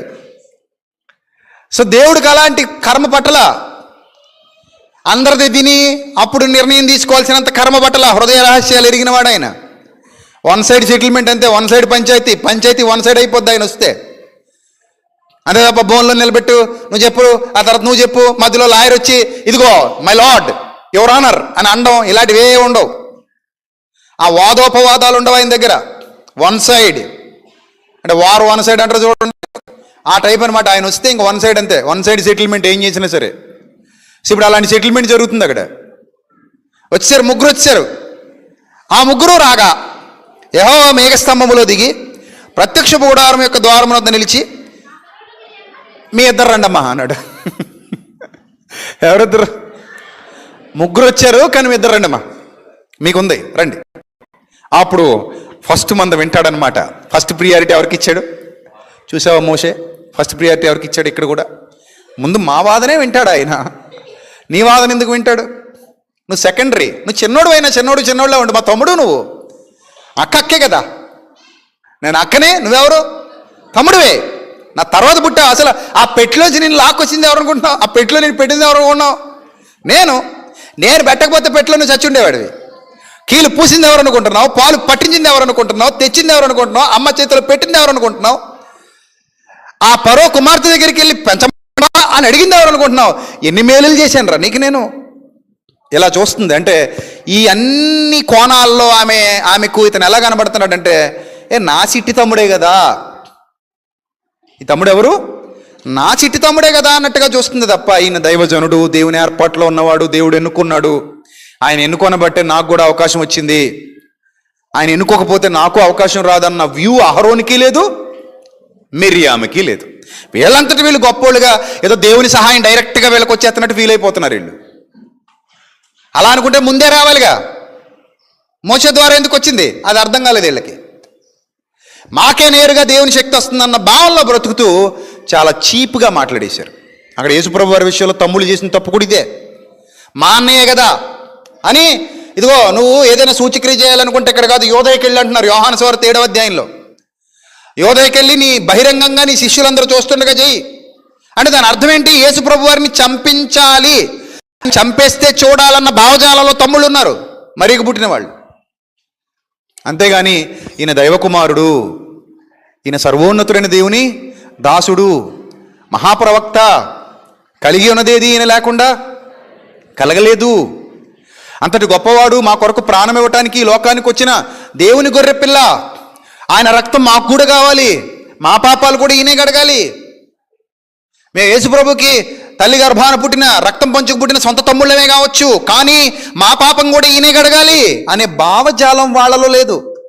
మీరు చదవండి, యోహాను సువార్త 7వ అధ్యాయంలో మాట రాయబడింది. యోహాను సువార్త 7వ అధ్యాయం,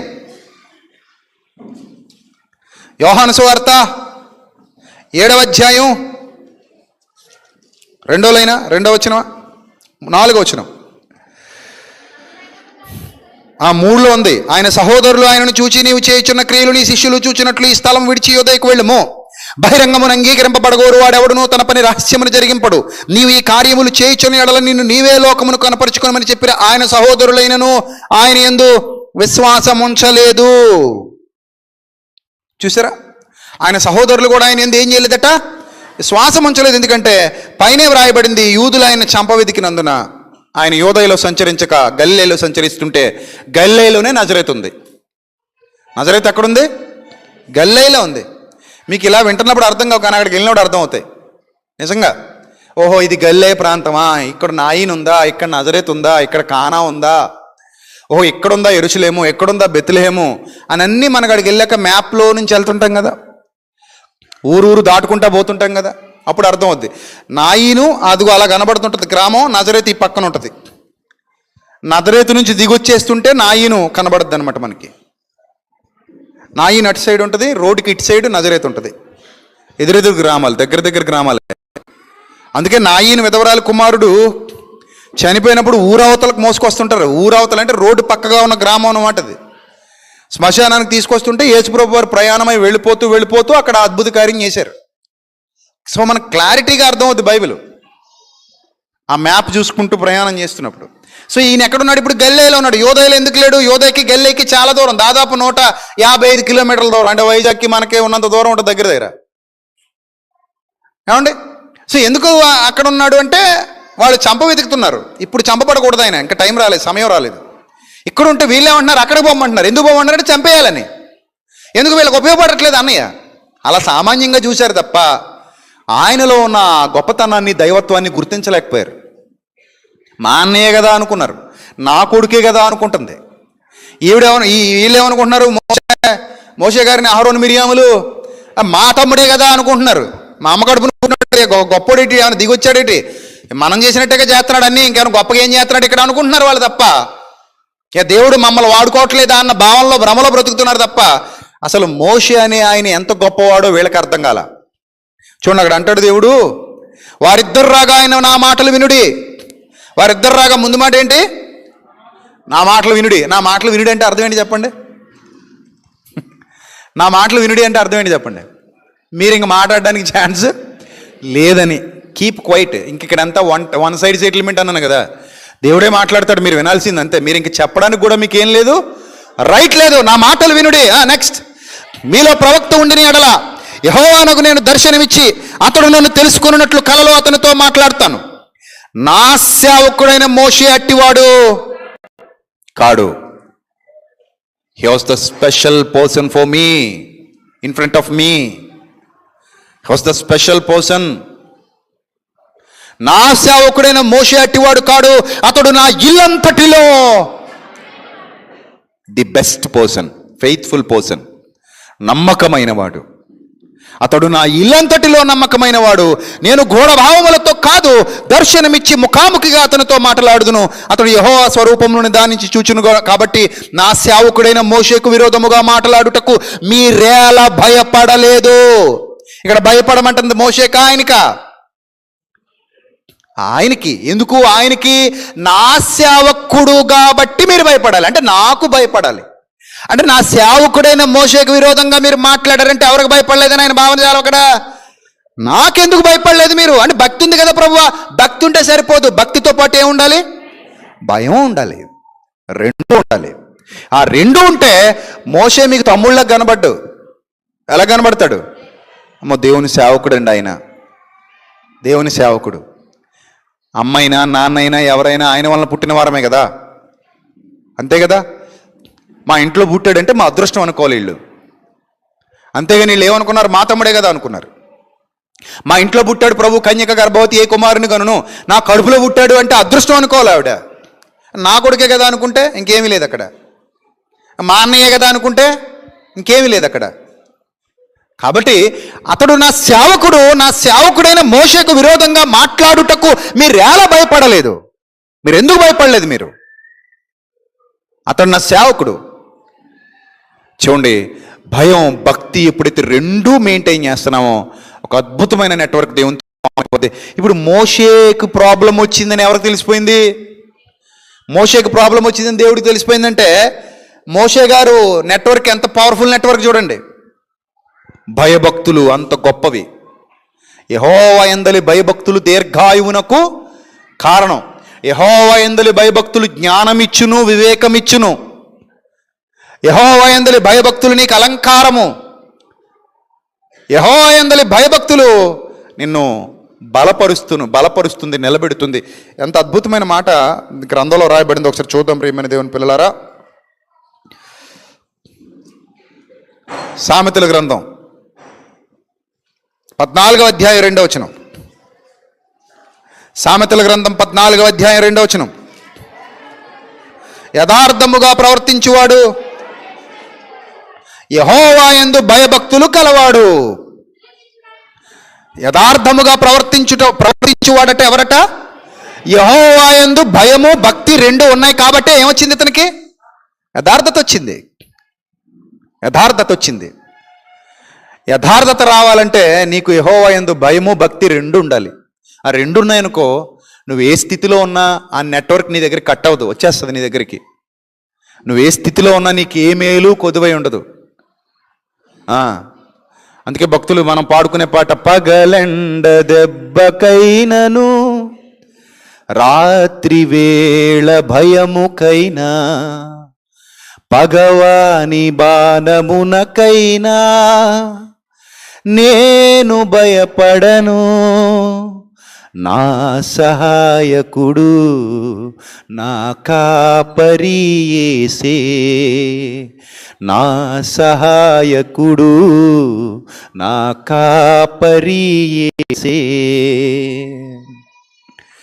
ఎండిన ఎడారి లోయలలో నేను నడచినను, కొండ గుహలలో బీటులలో సంచరించినను, ఎక్కడికి వెళ్ళినా ఏ తెగులుకు భయపడని, ఏ అపాయానికి భయపడని, ఏ ప్రమాదానికి భయపడని ధైర్యం ఎక్కడి నుంచి వస్తుందంటే యెహోవా యందలి భయం, యెహోవా యందలి భక్తి నీకు శక్తినిస్తుంది, నీకు ధైర్యాన్ని ఇస్తుంది. రెండు మెయింటైన్ చేయాలి మనం, రెండు మెయింటైన్ చేయాలి. ఎప్పుడైతే రెండు మెయింటైన్ చేస్తామో మనకు తిరుగు ఉండదండి. గుర్తుపెట్టుకోండి, నువ్వు ఎక్కడికి వెళ్ళినా సరే నీకు తిరుగు ఉండదు. నువ్వు ఏ స్థితిలో ఉన్నా సరే నిన్ను ఆయన కాపాడుకుంటాడు. నువ్వు ఏ స్థితిలో ఉన్నా సరే, నువ్వు ఎక్కడికైనా వెళ్ళు, నువ్వు హాస్పిటల్ బెడ్ మీద ఉన్నా సరే, డాక్టర్లు ఏదో చేయాలేమో అని భయపడకు.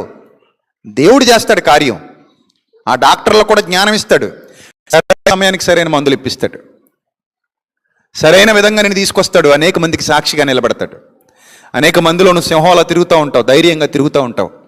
దేవుడు కాపాడితే మన జీవితాలు అలా ఉంటాయి. దేవుడు రక్షించుకోవాలనుకుంటే మన బ్రతుకులు అలా ఉంటాయి. దేవుడు మన మీద కాన్సన్ట్రేషన్ చేస్తే అద్భుతంగా ఉంటుంది జీవితం, అద్భుతంగా. ఏ తోటమాల అయితే ఒక మొక్క పట్ల అత్యధిక శ్రద్ధ చూపిస్తున్నాడో ఆ మొక్క ఏమవుతుంది? ఫలభరితంగా ఉంటుంది, ఫలభరితంగా ఉంటుంది. ఎందుకు?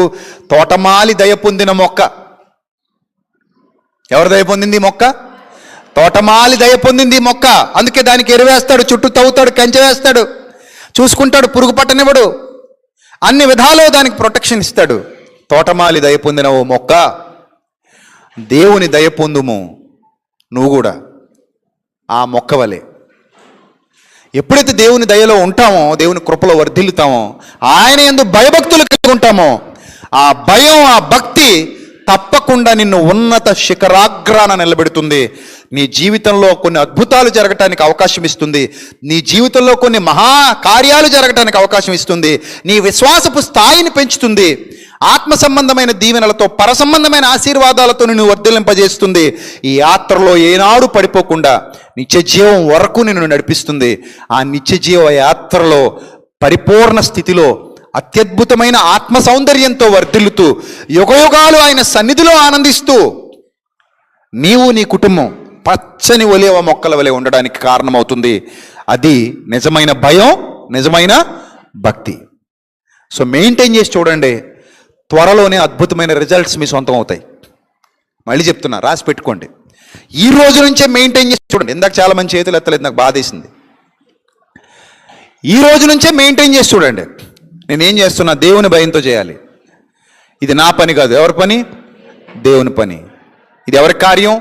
ప్రభు కార్యం. ప్రభు కార్యం అయితే అమ్మో నేను చాలా జాగ్రత్త వహించాలి. అందుకే యెహోవా పనిని అశ్రద్ధగా చేయవాడు ఎవరట? శాపగ్రస్తుడట. నా పని అన్నాడు. అందుకే యెహోవా పని అశ్రద్ధగా చేయకది, శ్రద్ధగా చేయి. కుర్రాళ్ళందరికీ అదే చెప్తా.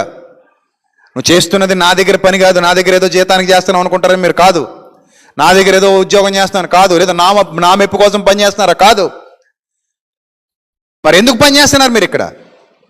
దేవుని భయం, యెహోవా పని. నువ్వేం చేసినా అది ఎవరి పని? యెహోవా పని. మన సెమినార్లో పిల్లలకు కూడా అదే చెప్పా. మీరు చేస్తున్నది నా పని కాదు. మీరు ఎవరు పని చేస్తున్నారంటే యెహోవా పని, దేవుని పని, వందలాది మంది జీవితాలను నిలబెట్టే పని.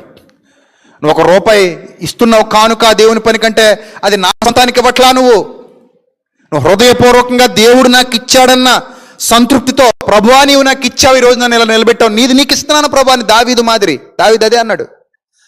దావీదు ఏమంటాడంటే, ప్రభు నేను నీకేదో నాది ఇవ్వట్లేదు ప్రభు, నీవు నాకు ఇచ్చిన దాంట్లో నుంచే నీకు ఇస్తున్నాను ప్రభు అన్నాడు. దేవుని పని దేవునికి ఇస్తున్నాం, మనం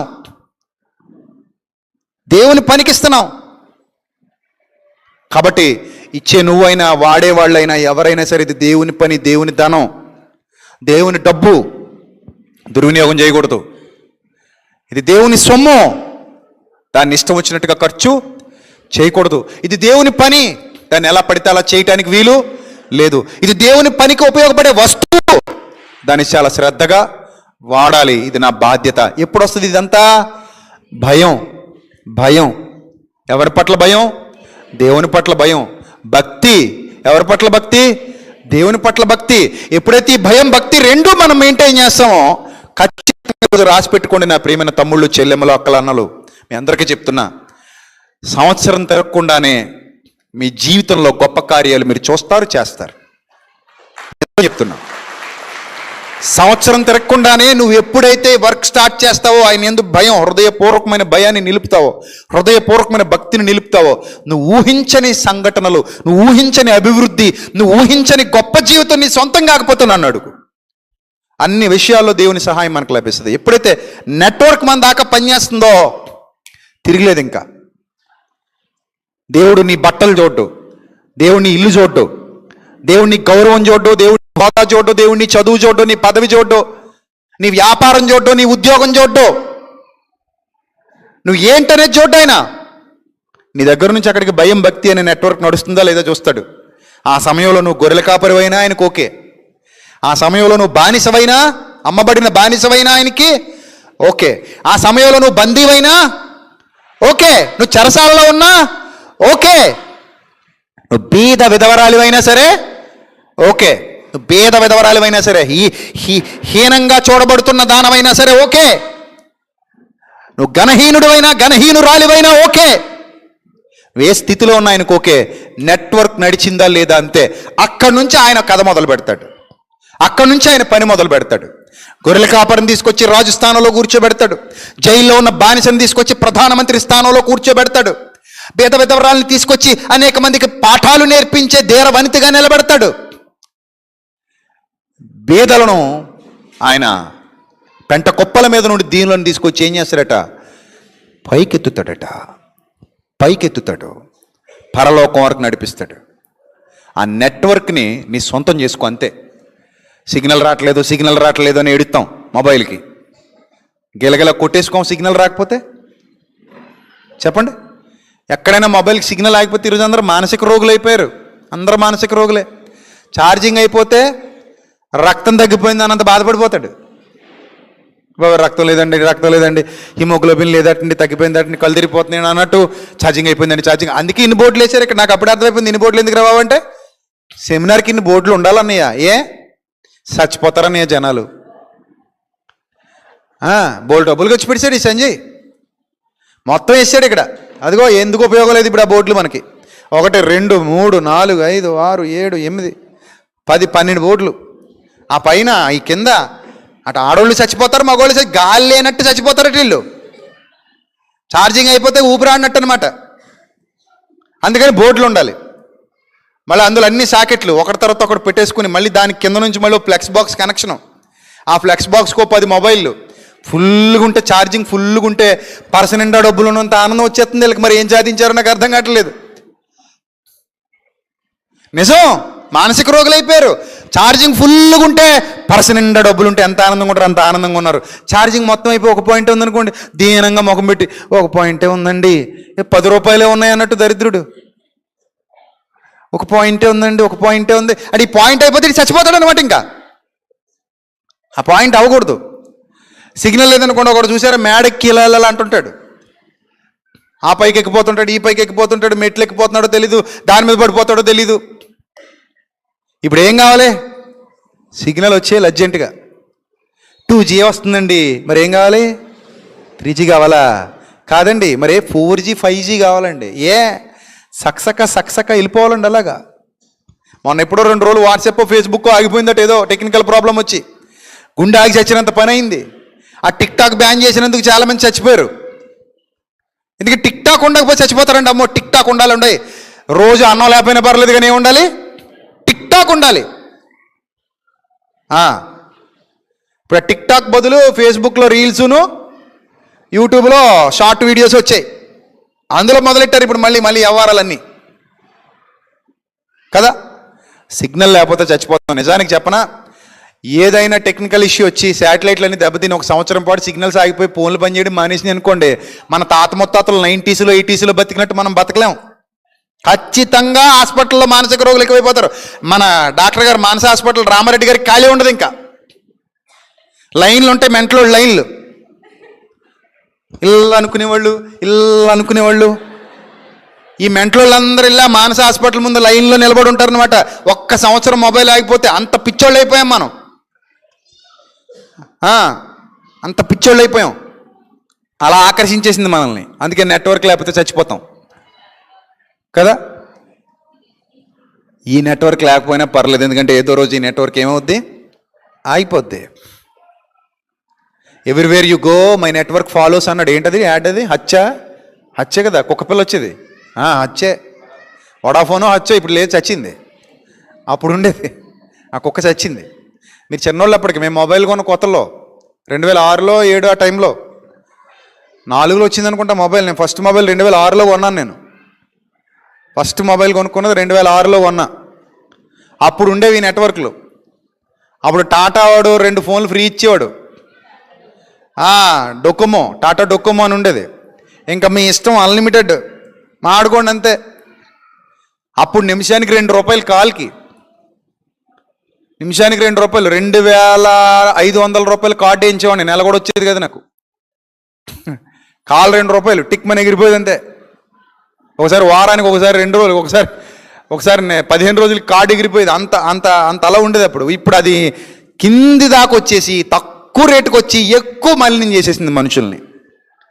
తక్కువ రేట్లు పెట్టేసి ఏం చేశాడు, ఎక్కువ మలినం చేశాడు అనమాట మనుషుల్ని, మనసుల్ని కూడా. గుర్తుపెట్టుకోండి, ఏ నెట్వర్క్ లేకపోయినా మన తాత ముత్తాతలు బతికారు, హాయిగా బతికారు, మనకంటే ఆరోగ్యంగా బతికారు.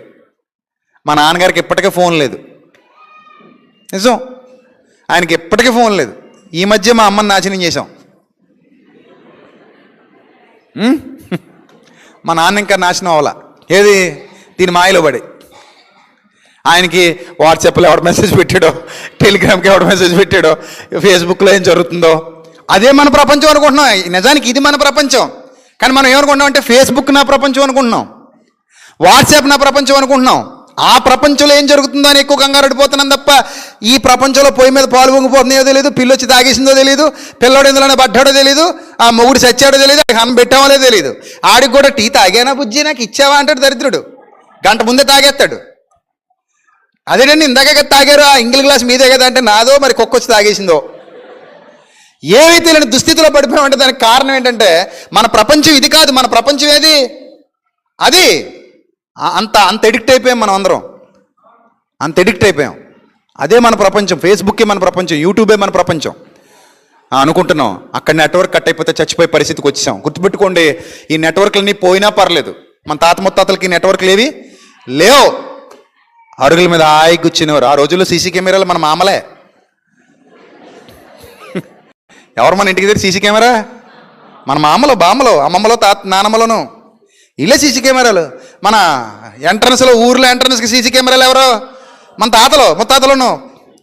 అరుగులెక్కి సొట్లు కాల్చుకుంటూ ఎవడొస్తున్నాడు, ఎరా అబ్బి ఎక్కడికి వెళ్తున్నావు వెళ్ళరా అని పిలిచేవారు ఎవడు ఊళ్ళోకి వచ్చినా. ఇప్పుడు అంత అడిగేవాడు లేడు, అడ్రస్ అడిగేవాడు కూడా లేడు, ఎందుకంటే అన్నిటికీ గూగుల్ మ్యాప్ ఉంది కదా. అడ్రస్ అడిగేవాడు ఎవడన్నాడు చెప్పండి. ఇప్పుడు ఏమండి బాబు పలానా ఇల్లు ఎక్కడండి, ఎక్కడికి వెళ్ళాలంటే ఆడు బెడ్రూమ్లోనో బాత్రూంలో కూర్చుని లొకేషన్ ఎట్టేస్తాడు వీడికి. పోనీ మళ్ళీ మామూలు లొకేషన్ అంటే లైవ్ లొకేషన్, ఆడు ఏ వీధిలో తిరుగుతున్నాడు, ఎక్కడ దాకా వచ్చాడు, ఎక్కడికి వచ్చాడు, బాత్రూంలో కూర్చొని మొత్తం చూసేస్తుంటాడు. మళ్ళీ ఫోన్ చేసేవారు, అబ్బి కరెక్ట్గానే వచ్చావు, ఈ పక్క తిరిగి వచ్చేస్తా, ఇంక దగ్గరికి వచ్చావు అంటాడు అనమాట. ఇంకా అడిగే పని కూడా లేదు, చంపేశారు మొత్తానికి. మన తాతలకు పని లేకుండా పోయింది, మన మామలకు పని లేకుండా పోయింది. వాళ్ళు కూడా ఇంకెందుకు లేని సీరియల్ పట్టుకుని కూర్చున్నారు, వీధుల్లోకి రావడం మానేశారు. లేకపోతే ఇదివరకు చక్కగా చాట్లో బియ్యం వేసుకుని ఏరుకుంటూ ఆ సుత్తి ఈ సుత్తి చెప్పుకుంటూ సుత్తి కొట్టుకుంటూ గంటల గంటలు రోడ్ల మీద గడిపేవారు, వీధుల్లో గడిపేవారు. రాత్రి అంతవరకు ముసలోళ్ళు మర్రి చెట్ల కింద, తాటి చెట్ల కింద కూర్చొని ఆ అరుగుల మీద కూర్చొని గడిపేవారు. ఇప్పుడు ఏమీ లేవు, మొత్తం నాశనం చేసేసాం. నాశనం చేసి ఇక్కడికి వచ్చి కొత్త ప్రపంచాలు సృష్టించుకున్నాం. మరలా చెప్తున్నాను, ఏ ప్రపంచం సృష్టించుకున్నా సరే దేవునితో ఉన్న ఆ నెట్వర్క్ని ఎప్పటికీ పాడు చేసుకోకు. అది పాడు చేసుకుంటే ఇక్కడ జీవితం ఆగిపోయిన తర్వాత ఎక్కడికి వెళ్ళాలో తెలియదు. అర్థమైందా? ఇక్కడ జీవితం బాగానే నడిచిపోద్ది, ఆగిపోద్ది, కానీ ఎక్కడికి వెళ్ళాలో తెలీదు. ఇక్కడ కూడా ఉన్నతంగా ఎలా ఉండాలో తెలీదు, ఎవరికి చెప్పుకోవాలో తెలీదు, ఎలా బతకాలో తెలీదు. కాబట్టి ప్రియమైన దేవుని సంగమా, నెట్వర్క్ భయం, భక్తి ఎవరితో? దేవునితో అనుసంధానం చేయబడాలి. అర్థమైందా? భగవంతునికి భక్తునికి అనుసంధానమైనది ఏది? భయభక్తులు. నీకు అదే వచ్చి మరి. భగవంతునికి భక్తునికి అనుసంధానమైనది ఏది? మనం చూపించే విశ్వాసం, మన భక్తి, మన భయం. కాబట్టి అవి మనలో ఉన్నప్పుడు మాత్రమే ఆ నెట్వర్క్ మన దాకా వస్తుంది, లేకపోతే ఆ నెట్వర్క్ మన దాకా రాదు. సో అలాంటి ధన్యులైన పిల్లలుగా మీరు అందరూ వర్ధిల్లాలి, మీ కుటుంబాలు బాగుండాలి. సంవత్సరం తర్వాత సగం మంది చేయెత్తకూడదు, లేదా 6 నెలల తర్వాత. మళ్ళీ సంవత్సరం దాకా ఎందుకు మనకి? మళ్ళీ ఇంకో సెమినార్ వచ్చేద్దాడు. అలా కాకుండా 6 నెలల తర్వాత లేదా 3 నెలల తర్వాత మళ్ళీ ఇదే ప్రసంగం మొదలుపెట్టి, నేను ఇలాంటి ప్రసంగం ఒక క్వశ్చన్ మిమ్మల్ని అడిగినప్పుడు, నీకు నిజంగానే దైవ భయం ఉందా, హృదయం చెప్తోందా, నీకు నిజంగానే భక్తి ఉందా, నీ హృదయం సాక్ష్యం ఇస్తుందా అన్నప్పుడు చెయ్యి పైకి లేపి చూపించాలి, అవునన్నయ్య అని. అలాంటి సాక్ష్యం ఇచ్చే స్థితిలో మనం ఉండాలి. బహిరంగంగా సాక్ష్యం ఇవ్వాలి మనం మన ఆత్మీయ జీవితం గురించి. భయంగా ఉండకూడదు. అర్థమైందా? భయంగా ఉంటే నీలో సరైన భక్తి లేదని అర్థం. అలాగే అబద్ధాలు చెప్పకూడదు, నిన్ను నువ్వు మోసం చేసుకొని. బహిరంగంగా సాక్ష్యం ఇవ్వగలిగే దమ్ము ఉండాలి మన దగ్గర. అలా మీరందరూ ఉండాలి, అలా మీరందరూ సాక్ష్యం ఇవ్వగలగాలి. అప్పుడు ఆహా నేను మంచి తోటలో నాటబడ్డానని ఆనందపడాలి. అంతేగాని అవి ఏవి లేకుండా మా సంఘం చాలా గొప్ప సంఘం అండి, మా దగ్గర సత్యం చెప్పి ఏమి చెప్పరండి, మేము సత్యంలో ఉన్నవాళ్ళు అండి, అసలు ఒకసారి మా సంఘానికి వచ్చి చూడండి ఎలాంటి వాక్యాలు మీకు ఎక్కడ దొరకవండి ఇలాంటి వాక్యాలు అని గాలి మాటలు చెప్పు తిరక్కు. ఎందుకంటే అవి నిజమైనా నీ దగ్గర కనబడనప్పుడు అవతల వాడు ఏమనుకుంటాడు, ఇదంతా అబద్ధం అనుకుంటాడు. ముందు నీ భయాన్ని భక్తిని మెయింటైన్ చేయి, దేవుని ఎడల మంచి కనెక్షన్ మెయింటైన్ చేయి. సిగ్నల్ కట్ అయిపోకూడదు, ఎప్పటికీ కూడా ఎప్పటికి సిగ్నల్ కట్ అయిపోకూడదు. ఇంత మంచి వాక్యాలు, ఇంత సత్య సంబంధమైన సంగతులను వింటున్నావంటే, నీకు ఎక్కడ దొరకని సత్య సంబంధమైన వాక్యం ఇక్కడ దొరుకుతుందని అతిశయపడుతున్నావంటే దానికి తగ్గట్టుగా మన బ్రతుకులు కూడా ఉండాలి, దానికి తగ్గట్టుగా మనం ఆ నెట్వర్క్ మెయింటైన్ చేయాలి, కట్ అయిపోకూడదు. అప్పుడు ఏమొస్తాయో చూడు, ఎలా మారుతుందో చూడు జీవితం, ఎలాంటి అద్భుతం నీ జీవితంలో జరుగుద్దో చూడు, ఎలాంటి ఆశ్చర్యకార్యాలు ఆత్మీయంగా పరసంబంధంగా దేవుడు నీ జీవితంలో జరిగిస్తాడో చూడు, నీ హృదయం ఎంత చక్కటి సంతోషంతో ఆనందంతో నింపబడుతుందో చూడు, నీ కుటుంబానికి ఎలాంటి కాపుదల లభిస్తుందో చూడు. భక్తులను ఆయనను నమ్మిన భక్తులను ఆయన ఎన్నడూ విడిచిపెట్టేవాడు కాడు. కాబట్టి ఆ స్థితికి మీరు చేరుకోవడం ఒకటే ఆలస్యం. ఇక ఆలస్యం చేయకండి, అదే భావజాలంతో ముందుకు కదలండి. అట్టి ధన్యత దేవుడు మీకు మీ కుటుంబాలకు సమృద్ధిగా దయచేయునుగాక. ఆమేన్. తలలో వంచండి, ప్రార్థన చేసుకుందాం. సకల ఆశీర్వాదములకు కారణభూతుడా మా కన్న తండ్రి, సర్వకృపానిధి, మీ పవిత్ర నామానికి స్తుతులు స్తోత్రాలు చెల్లిస్తున్నాను తండ్రి. ఇప్పటి వరకు నాతో మాతో మా అందరితో సూటిగా విలువైన సంగతులు మాట్లాడి మమ్మల్ని బలపరిచినందుకు స్తోత్రం తండ్రి. ప్రభువా, మీ కృపలో మమ్మల్ని భద్రపరచండి, జ్ఞానం ఇవ్వండి, వివేకం ఇవ్వండి. మీరు ఎన్నుకున్న వారము ప్రభువా, మీరు నిలబెట్టుకున్న వారము తండ్రి. మీ కృప ద్వారా భద్రపరచబడుతున్న వారము, బలపరచబడుతున్న వారము, కాపాడబడుతున్న వారము తండ్రి. నిత్య వాక్యంతో మీ పిల్లల హృదయాలను పోషించినందుకు స్తోత్రం ప్రభువా. మీ బిడ్డలను బలపరచండి, మీ కృపలో భద్రపరచండి, జ్ఞానం ఇవ్వండి, వివేకం ఇవ్వండి తండ్రి. మీ సన్నిధాన వర్తనులుగా నిలువబెట్టండి ప్రభువా. ప్రతి కుటుంబాన్ని దీవించండి, ఆశీర్వదించండి. వారికి ఏ మేలు కొదువ లేకుండా కాపాడుతున్నందుకు స్తోత్రం తండ్రి. వారికి కావలసిన సమస్తాన్ని దయచేస్తున్నందుకు స్తోత్రం ప్రభువా. ప్రభా, విశ్వాస యాత్రలో అలుపెరగని యోధులుగా నిలబెట్టండి. భయము భక్తి ప్రభా, మీ యందు భయభక్తులు, జ్ఞానము వివేకము కలిగించినవి గనుక అటు జ్ఞానముతో వివేకముతో వారు ముందుకు కదులుటకు సహాయం చేయండి తండ్రి. మీ సన్నిధాన వర్తనులుగా మీ సన్నిధి కాంతిలో వాడబడ్డానికి సహాయం చేయమని ఘనత మహిమ ప్రభావములు మీకే చెల్లిస్తూ యేసుక్రీస్తు వారి శ్రేష్టమైన అతి పవిత్రమైన నామంలో ఈ ప్రార్థన మనవులు అడిగి వేడుకొనుచున్నాం మా కన్న తండ్రి. ఆమెన్. అందరికీ వందనాలు. దేవుని నామానికి మహిమ కలుగునుగాక. ఆమెన్. God bless you.